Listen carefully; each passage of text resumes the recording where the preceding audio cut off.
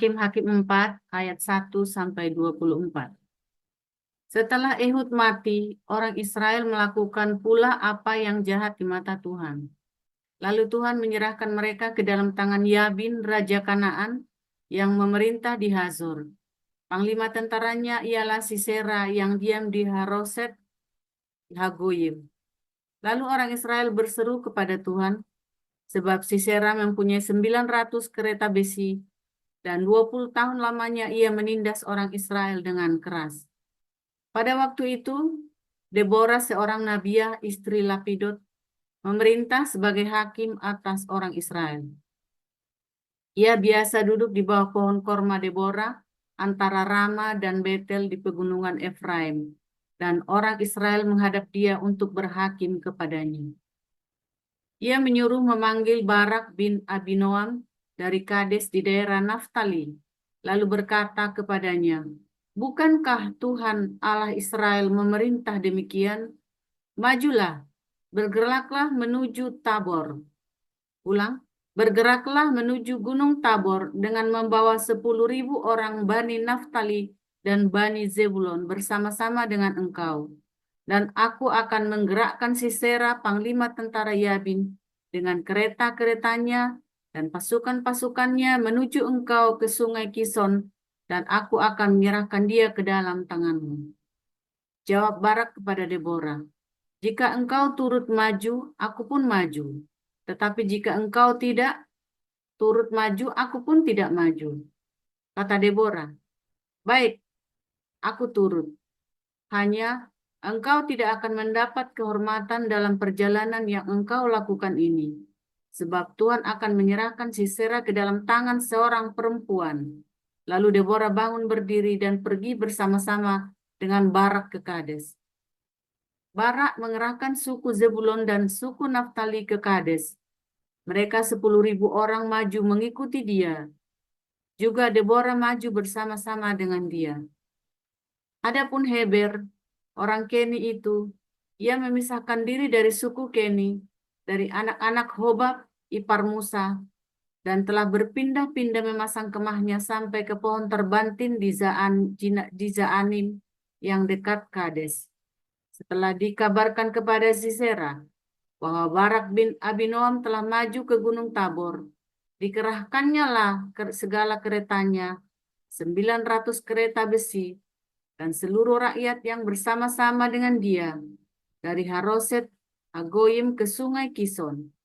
Lalu berkatalah Deborah kepada Barak, "Bersiaplah, sebab inilah harinya Tuhan menyerahkan Sisera ke dalam tanganmu. Bukankah Tuhan telah maju di depan engkau?" Lalu turunlah Barak dari Gunung Tabor, dan 10.000 orang mengikuti dia.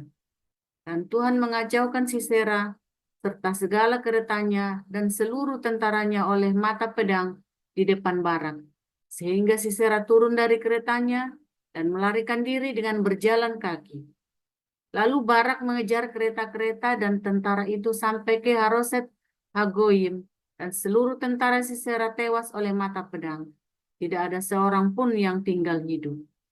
Tetapi Sisera dengan berjalan kaki melarikan diri ke kemah Yael, istri Heber, orang Keni itu.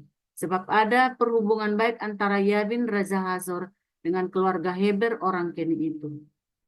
Yael itu pun keluar mendapatkan Sisera dan berkata kepadanya, "Singgahlah tuanku, silahkan masuk. Jangan takut." Lalu singgahlah ia ke dalam kemah perempuan itu, dan perempuan itu menutupi dia dengan selimut. Kemudian berkatalah ia kepada perempuan itu, "Berilah kiranya aku minum air sedikit, aku haus." Lalu perempuan itu membuka kirbat susu, diberinyalah dia minum dan diselimutinya pula. Lalu katanya kepada perempuan itu, "Berdirilah di depan pintu kemah, dan apabila ada orang datang dan bertanya kepadamu, 'Ada orang di sini?' maka jawablah, 'Tidak ada.'" Tetapi Yael istri Heber memanggil patok kemah. Ulang. Tetapi Yael istri Heber mengambil patok kemah. Diambilnya pula palu, mendekatinya diam-diam. Lalu dilantakkannya patok itu masuk ke dalam pelipisnya sampai tembus ke tanah. Sebab ia telah tidur nyenyak karena kelelahnya, maka matilah orang itu. Pada waktu itu muncullah Barak yang mengejar Sisera. Keluarlah Yael mendapatkan dia dan berkata kepadanya, "Mari, aku akan menunjukkan kepadamu orang yang kau cari itu." Lalu masuklah Barak ke dalam, dan tampaklah Sisera mati tergeletak dengan patok dalam pelipisnya. Demikianlah Allah pada hari itu menundukkan Yabin, raja Kanaan, di depan orang Israel. Dan kekuasaan orang Israel kian keras menekan Yabin, raja Kanaan, sampai mereka melenyapkan Yabin, raja Kanaan itu. 1 Timotius pasal 2. Pertama-tama aku menasihatkan, naikkanlah permohonan doa syafaat dan ucapan syukur untuk semua orang, untuk raja-raja dan untuk semua pembesar, agar kita dapat hidup tenang dan tentram dalam segala kesalehan dan kehormatan. Itulah yang baik dan yang berkenan kepada Allah, Juru Selamat kita, yang menghendaki supaya semua orang diselamatkan dan memperoleh pengetahuan akan kebenaran. Karena Allah itu esa dan esa pula Dia yang menjadi pengantara antara Allah dan manusia, yaitu manusia Kristus Yesus, yang telah menyerahkan dirinya sebagai tebusan bagi semua manusia. Itu kesaksian pada waktu yang ditentukan. Untuk kesaksian itulah aku telah ditetapkan sebagai pemberita dan rasul, yang kukatakan ini benar. Aku tidak berdusta, dan sebagai pengajar orang-orang bukan Yahudi dalam iman dan kebenaran. Oleh karena itu, aku ingin supaya di mana-mana orang laki-laki berdoa dengan menadahkan tangan yang suci, tanpa marah dan tanpa perselisihan. Demikian juga hendaknya perempuan, hendaklah ia berdandan dengan pantas, dengan sopan dan sederhana. Rambutnya jangan berkepang-kepang, jangan memakai emas atau mutiara, atau pakaian yang mahal-mahal. Tetapi hendaklah ia berdandan dengan perbuatan baik, seperti yang layak bagi perempuan yang beribadah. Seharusnya lah perempuan berdiam diri dan menerima ajaran dengan patuh. Aku tidak mengizinkan perempuan mengajar, dan juga tidak mengizinkannya memerintah laki-laki. Hendaklah ia berdiam diri. Karena Adam yang pertama dijadikan, kemudian barulah Hawa.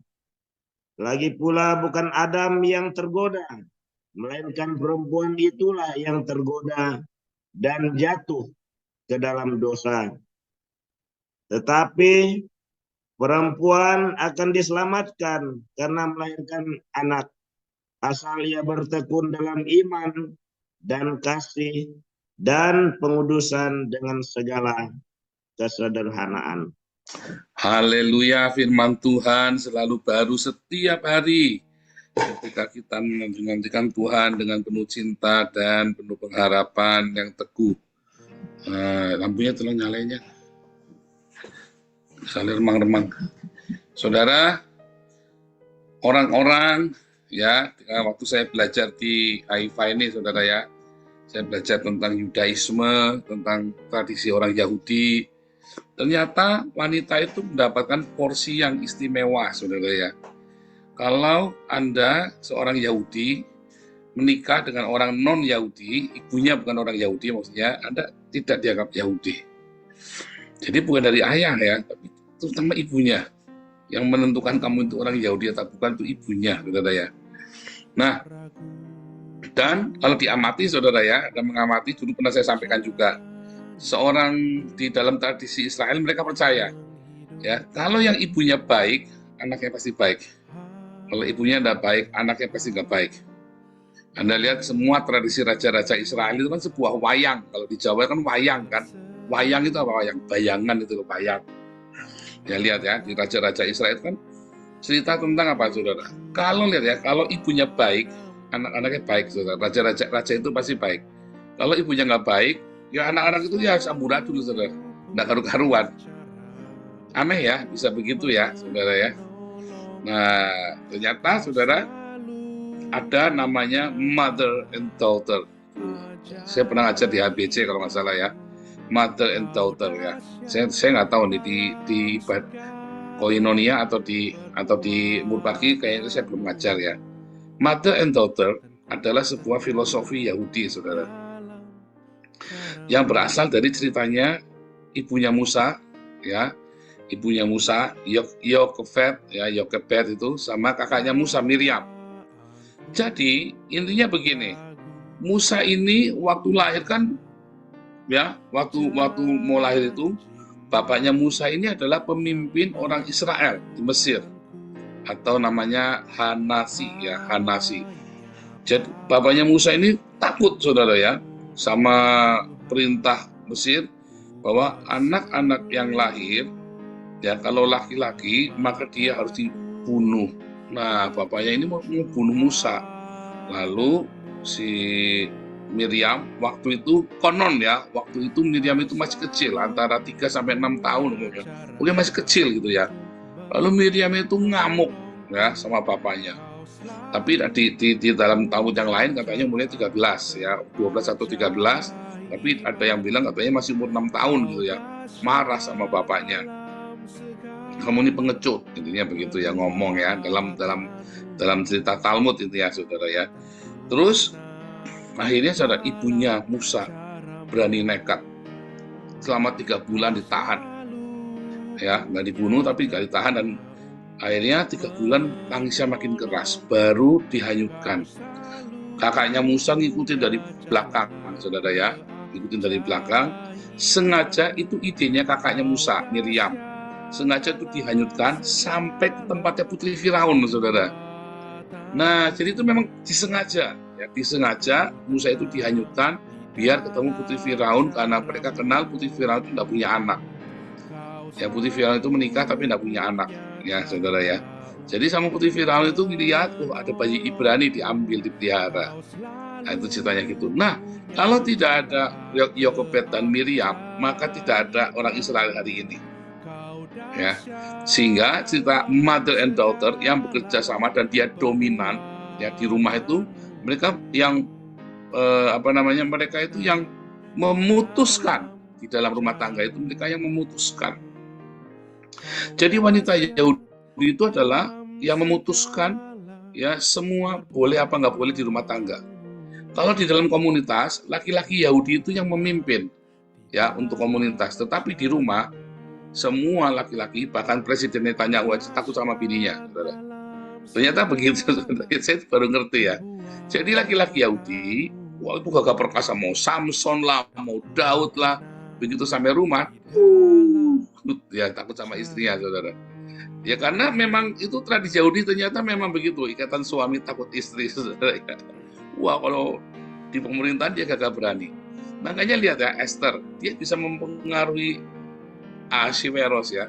Perempuan-perempuan Yahudi itu, dia sangat kuat pengaruhnya terhadap laki-laki Yahudi. Jadi Anda jangan bilangi banci lu, takut diketekin istri lu. Oh, jangan tanya begitu, saudara. Mereka kalau lagi perang bunuh-bunuhan, bisa bunuh-bunuhan, tetapi di rumah mereka sama istrinya mereka nurut ya. Itu memang begitu, saudara ya, sama istrinya nurut. Saya lihat ya, saya pergi ke rumahnya dosen kami ya, kita tiap berkala ya, setiap Sabat itu kita diundang ke sinagog, lalu pulangnya kita makan di rumah dosen kami. Ya istrinya dominan gitu ya, mau pendiam kayak apa, dia dominan, yang atur ya istrinya. Ya, yang atur istrinya. Anda kalau lihat ya, ceritanya raja-raja Yahudi kan juga sama kan, raja-raja Israel itu kan, ya kan? Daud ya kan didatangi sama Batsheba, ya nurut, saudara. Sudah jadi istrinya ya. Oh dulu janji Salomo yang jadi raja, oke, bawa sini Salomonya, ya kan. Ya, Esther juga termasuk ya, orang-orang Yahudi, orang perempuan Yahudi yang penuh kuasa ya. Mau suaminya raja sekalipun, raja pun tunduk pada wanita, saudara ya. Itu ceritanya dari Musa dan Miriam itu benar-benar ya. Tetapi ada lagi, saudara, dari asal usulnya, yaitu sama Abraham sama Sarah. Abraham sama Sarah, lihat, Sarah yang menentukan di rumah tangga itu mau diapain. Itu usir, ya usir. Abraham harus usir, saudara. Dia nggak boleh di sini. Ya, dia harus pergi. Dan ternyata, ya, kalau Anda melihat, istri-istri itu seringkali menyelamatkan keluarganya, saudara ya. Ketika suaminya geblek gitu ya, siapa di sini suami-suami yang geblek? Biasanya menyelamatkan keluarganya itu justru istri-istrinya. Tetapi hati-hati, saudara, kalau istri itu geblek, biasanya ya bubar, saudara. Biasanya ya bubar, ya. Sehingga ya peranan seorang ibu itu sangat luar biasa sekali dalam kehidupan seorang Yahudi. Tapi ini kan cerita orang Yahudi ya, setiap negara, setiap bangsa punya kultur. Tapi saya lagi mau cerita kisah tentang 1 Timotius 2 ini. Kalau dalam bahasa aslinya, dalam ayat 11 itu ya, bukan seorang istri harus tunduk dan taat kepada suami, bukan. Seorang istri harus belajar tunduk dan taat, bukan. Artinya seorang istri harus menjadi matetes, harus menjadi seorang murid. Ya, seorang istri itu harus belajar matetes, ya, dengan tenang dan penundukan diri. Jadi di dalam publik, nanti ada lagi dalam 1 Korintus 14 ya, di ruang publik, ya, seorang wanita itu harus menunjukkan kelemah lembutannya dia. Tidak boleh dominan. Kalau mau nanya, nanyanya di rumah. Tetapi seorang istri harus belajar. Tidak ada wanita Yahudi buta huruf. Tidak ada, saudara. Kalau Anda lihat, wanita-wanita Yahudi itu rata-rata orang-orang cerdas, orang-orang pintar. Ya, makanya mereka bisa menguasai suaminya. Nah, apa Anda seorang wanita yang lemah dan tidak berdaya? Wah, Anda rugi sekali. Kalau kita belajar dari Alkitab, ternyata wanita-wanita di Alkitab itu bukan wanita yang lemah tak berdaya, tetapi wanita-wanita yang bisa mengambil alih ketika suaminya invalid. Jadi Anda jangan putus asa, Anda jangan sedih ketika suami-suamimu invalid, baik itu karena sakit, baik itu karena kolaps bangkrut, baik itu karena masalah psikologis atau banyak hal ya, atau suamimu meninggalkan. Jangan takut, saudara. Karena Tuhan ternyata memberikan karunia kepada wanita ini sesuatu yang luar biasa. Dalam 1 Timotius 2 tadi kan juga dikatakan, bukankah Hawa yang terperdaya? Salah, saudara. Sebenarnya bahasanya bukan terperdaya, tapi mau dibujuk. Ya, mau dibujuk. Saudara, kalau Hawa tidak makan buah pengetahuan baik dan jahat, ya, apakah manusia bisa punya anak, saudara? Enggak akan bisa. Seorang wanita yang bijak, dia akan berani mengambil resiko untuk keluarganya dengan cermat sekali. Tetapi bukan ya, seorang lelaki biasanya ceroboh ya, tapi seorang wanita biasanya lebih cermat. Ada nggak yang cermat? Banyak. Biasanya kalau dia udah mabuk judi, serakah dengan uang, ya hati-hati, saudara. Makanya tadi dikasih tahu bagaimana kamu bisa menjadi bijak seorang wanita itu. Kamu jangan berhias, orientasimu jangan berhias perhiasan-perhiasan jasmani. Tapi mulailah kamu lengkapi hatimu dengan keindahan yang dari sorga. Aksesoris-aksesoris sorga, kebaikan, cinta kasih. Seorang wanita yang terbiasa dengan kebaikan, cinta kasih, kekudusan, kesederhanaan, tiba-tiba akan membentuk cara berpikirnya dia, saudara.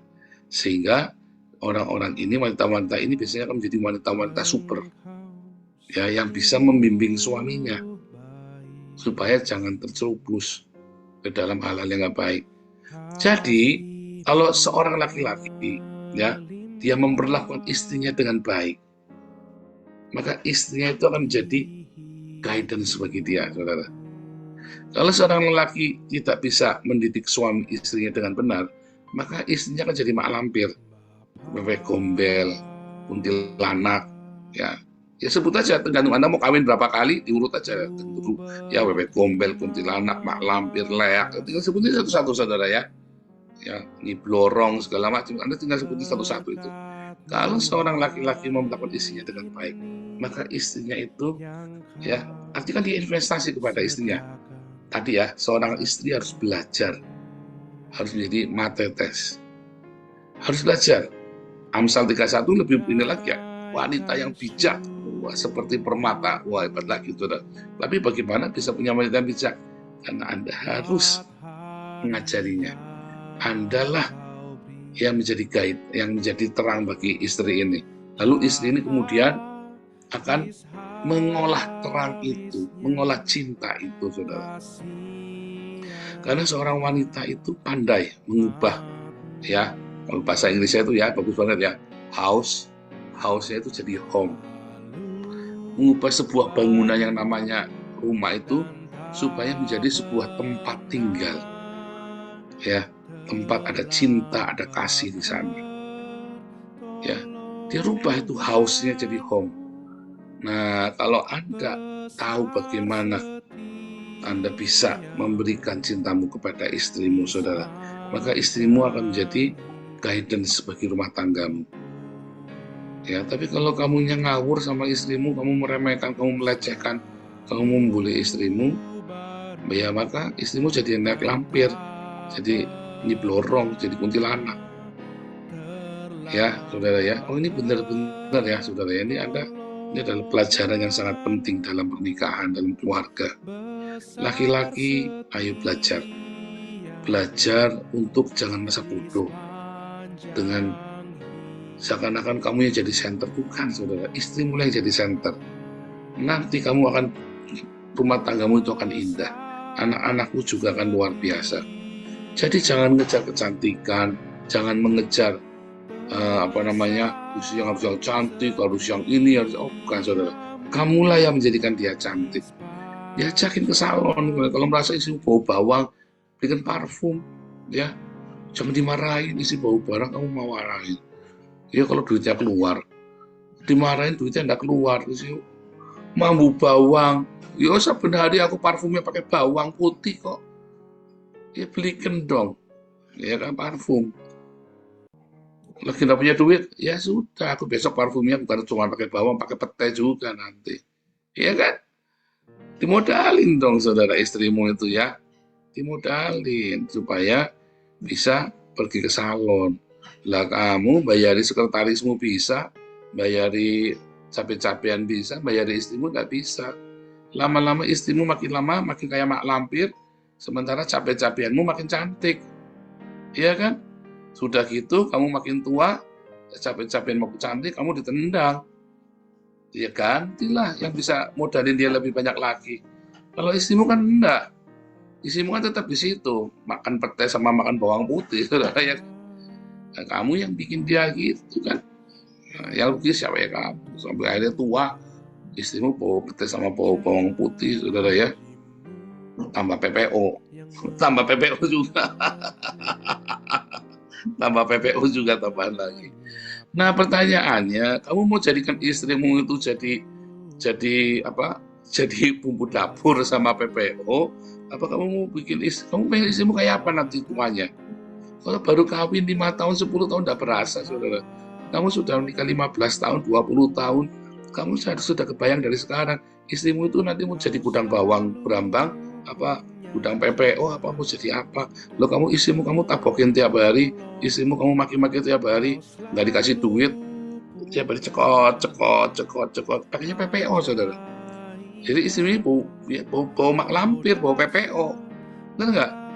Dan kamu tiap hari bikin pusing istrimu, maunya macam-macam dikasih duit enggak, saudara?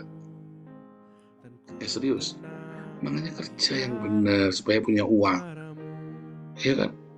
Kerja yang benar. Kalau anak kamu tidak kerja, lah gimana? Ya kan, bagaimana bisa? Kenapa istrinya pakai PPO terus? Ya habis kamu maunya macam-macam, nggak pernah ngasih uang. Jadi adanya berapa, dia kudu sulapan, ya. Padahal dulu matematikanya 5 lagi sekolah, begitu jadi mau ibu rumah tangga mendadak uang 5 roti 2 ekor ikan bisa menjadi sisa 12 bakul itu istrimu itu. Mendadak pinter matematikanya setelah kawin sama kamu. Wah hebat dong Pak, gara-gara kawin sama saya istri saya jadi pinter sekarang Pak. Gundulmu peang saudara. 10 tahun kemudian istrimu itu kecanduan PPO. Ya kan? Kecanduan minyak cap kampak itu nanti. Nah, terus 10 tahun kemudian kamu akan apa? Ya kamu akan menikahi nenek-nenek. Kamunya merasanya muda terus, istrimu udah jadi mak lampir. Terus kamu rasanya, aduh, istriku sudah tidak cantik lagi. Ya gara-gara kamu. Ya kamu cuma pakai doang, nggak diragati. Ya, cuma dipakai doang, nggak diragati. Jangankan 10 tahun lagi. Tahun depan aja mungkin udah remuk redam. Udah remuk redam, tak berbekas, tak bersisa, saudara. Bagus, cuma pakai PP otok, saudara ya. Pakai salon pas di sini, cemplok. Bukannya pakai kosmetik, cemplok sini. Sabun mau tidur, kamu ngeliat istrimu sini kotak di sini, lu sininya merah-merah tuh, kalau ya karepmu saudara, ya kamu yang bikin dia begitu. Kamu nama kerja yang rajin, ya kan? Kamu kerja dikit-dikit tersinggung, dikit-dikit keluar, ngutung, pergi. Terus kamu mau modelis, mau ke salon sama ke sebelah saja di pohon sama Mbak Atun. Aduh, mau semiran saudara ya. Semiran aja bukan jadi semiran, nggak karu-karuan, akhirnya pada brodol kabeh rambut ya, nggak karu-karuan. Plastik barang melenyot umurnya, cari yang murahan. Ya itu tadi saudara ya. Tanpa semua itu, istrimu bisa cantik. Dengan apa? Kamu kasih dia bahagia, dengan perhatian, dengan apa namanya? Istrimu tidak selalu ingin uang, saudara. Tapi masalahnya kamu tidak bisa kasih perhatian. Udah nggak bisa kasih perhatian, kamu nggak kasih uang. Oh, istriku udah mata duitan Pak, gundulmu peang, saudara. Bukan masalah nggak mata duitan. Lah kamu perhatian juga nggak ada, uang juga nggak keluar. Lah kamu jadikan istrimu apa? Sebenarnya kan kamu pengen daripada kamu ke Alexis daripada nyapu bayarnya mahal kan. Jadi kamu punya istri kan, ditunggangi tiap malam gratisan Pak. Loh, orang-orang di sini kalau cari istri, kenapa dia mau cari istri orang-orang Asia atau orang Filipina atau orang Indonesia? Supaya tidak perlu cari pembantu rumah tangga. Oh, saudara ya, karena mahal kamu cari babysitter, lebih murah cari istri. Terus jadi mayat tidak karu-karuan. Jadi jajan, kamu kurang ajar. Kan kamu kurang ajar yang jadi laki-laki, saudara. Iya, kita ngomong, kamu udah ganti istrimu yang benar lah, saudara. Ini kita cerita realita ya. Istriku hanya perlu Roh Kudus, Pak gundulmu peang, Roh Kudus gembel, saudara. Jangan begitu. Kamu harus realistis, saudara. Roh Kudus tidak akan datang kalau istrimu bawa bawang putih. Aduh, ekstrim ya saudara ya. Oh, ekstrim saudara. Jangan ngomong Roh Kudus akan datang. Karena istrimu bawa bawang putih bukan karena masalah cinta, karena istrimu kepahitan, saudara ya. Kamu sama sekretarismu, kamu beliin minyak wangi Gucci, kamu beliin oleh-oleh, baju, beliin bikini yang bagus, kacamata Ray-Ban. Istrimu cuma disuruh pakai kacamatanya Kapten Jack, saudara ya, Jack. Kacamata sabu. Aduh, di bawah nih. Saben kamu pulang, kamu ngeliatnya babu, saudara. Kamu tidak melihat istrimu yang cantik, tapi kamu ngeliatnya babu namun pulang. Terus kamu ke kantor, kamu ngeliat sekretarismu seksi. Jangankan sekretaris dah, lihat teman kantormu sendiri lah cantik-cantik. Saben pulang kamu ngeliatnya babu, saudara. Serius, saudara ya, hati-hati kamu ya. Kita harus belajar. Bagaimana istrimu bisa menjadi wanita super kalau begitu? Tidak bisa. Kamu berharap banyak dari istrimu, tidak bisa. Istrimu nggak bisa. Nampak, kamu tidak seperti sekretarisku. Sekretarismu itu gajinya berapa? Kamu tuh ngasih bulanan aku berapa? Sekretarismu tuh gajinya 5 juta, bulananku cuma 500.000. Kamu jangan bandingkan aku dengan sekretarismu, katanya kan? Sekretarismu di rumah punya babu lah, aku jadi babunya kamu di rumah. Coba pikirkan, ayo perbaiki cara kita berumah tangga, cara kita mengatur keluarga kita, saudara. Jangan sampai ya ada orang di luar yang mendapatkan lebih daripada istri dan anakmu, saudara. Serius saudara, jangan sampai kamu melakukan orang lain itu ya menjamu orang lain lebih daripada kamu kepada istri dan anakmu. Ini firman Tuhan untuk bapak-bapak ya saudara, istri-istri bersorak-sorai. Ini kapan-kapan nih firman Tuhan buat istri-istri, saudara-saudara, semua suami bersorak-sorai. Tapi serius saudara ya, kamu harus investasi sama istrimu. Kalau kamu ingin istrimu itu menjadi wanita yang seperti kamu pengen istrimu seperti apa? Kamu harus investasi. Kamu pengen istrimu lemah lembut, ya kamu jangan pernah kerasin dia, saudara. Kalau kamu tiap hari bilangi gundul peang kepada istrimu, nanti suatu ketika istrimu akan ngomong ke kamu beneran gundulmu peang, saudara. Ya, dan lebih dahsyat, saudara. Lebih dahsyat. Kalau kamu tiap hari, kamu investasi apa sama istrimu? Kamu pengen istrimu seperti apa? Pinter? Ya kamu harus belajar istrimu ya. Biarkan dia kursus, biarkan dia les, biarkan si dia. Ya kan, kamu pengen istrimu pinter kan? Tapi kalau kamu pinter susah Pak? Ini nggak susah. Karena kamu memang pengen dasarnya nakal. Istrimu pinter tuh seneng, saudara ya. Punya istri pinter itu senang. Tapi nanti saya nggak bisa, iya karena kamu pengen nakal. Kalau istrimu pinter nggak bisa diakali, kamu kan pengennya nakal kan? Akhirnya kamu pengennya ya udah kamu cari babu saja, jangan cari istri, cari yang goblok ya kan? Babu dari apa namanya? Dari kampung sana, saudara. Yang sekolahnya bacanya ABC saja, membaca saja aku tak bisa, ya kan? Nah, kamu mau carinya begitu kok. Kamu dasarnya jadi laki-laki pertama menikah, kamu sudah jahat pikirannya kok. Ini sih jangan kepinteran Pak, nanti begini, nanti begitu. Saya mah senang punya istri pintar, saudara ya. Senang saya kan, kalau bisa istri saya gajinya lebih gede dari saya, malah saya lebih senang sekali, saudara ya. Kalau bisa istri saya gajinya 10 kalinya saya penghasilannya, saya senang, saudara ya. Tapi banyak orang kan nggak senang kan, kenapa? Kan dasar hati kita jahat. Tapi Indonesia kurang ajar Pak, enggak. Bagaimana kamu bisa melayani dia, bagaimana kamu bisa mengasihi dia. Semua itu hanya respon. Kamu pengen istrimu seperti apa lagi, saudara? Saya pengen Pak, istri saya itu jangan suka ngatur-ngatur saya Pak. Nah itu repot saudara. Sudah repot. Karena memang istri ditakdirkan untuk menjadi wanita super yang dominan di rumah. Ya kan? Yang bisa mengambil alih. Sebab suami istri kalau cuma kamu tok yang ngomong, istrimu nggak ikut ngomong, ya laki-laki ngegas terusnya nabrak kamu dan keluarga. Suami istri kan seperti gas dengan rem. Kamu nggak bisa injek dua-duanya, saudara. Harus gantian. Ya kan? Kamu nggak bisa ngegas terus, kamu nggak bisa ngerem terus. Ya kan? Kalau kamu ngerem terus nggak jalan-jalan, kamu ngegas terus ya kamu nabrak. Kamu pinjak gas sama rem ya rusak mobilnya. Jadi memang begitu namanya oponen. Ya, istri itu adalah sebuah negatif, ya, berlawanan. Istri itu berlawanan dengan kita, oposisi. Makanya kamu pengen istrimu seperti apa, kamu harus investasi itu, saudara. Maka itu kelas apostolik ya. Nanti kita ini ada kelas apostolik yang baru, nanti saya akan kembangkan ya, supaya jangan bosan materinya, dan saya kembangkan lagi supaya juga bertumbuh ya. Kamu pengen istrimu seperti apa, kamu investasi itu, saudara. Kamu pengen istrimu lemah lembut, ya kamu jangan kasarin dia. Jangan ditapok, apalagi tapokin terus, ya istrimu jadi karu-karuan. Kamu pengen istrimu pandai, ya kamu harus suruh dia belajar. Kamu pengen istrimu supaya istrimu itu pandai bergaul, penuh dengan kehangatan. Ya kamu sendiri harus memberikan kehangatan pada dia. Pokoknya dia hanya respon cermin dari kamu. Kalau kamunya pelit, ya istrimu nanti ya jadi bau pete, bau bawang putih. Kalau kamunya sama istrimu, kamu rada royal, ya istrimu bisa cantik. Begitu. Jangan sampai sekretarismu lebih cantik daripada istrimu, saudara.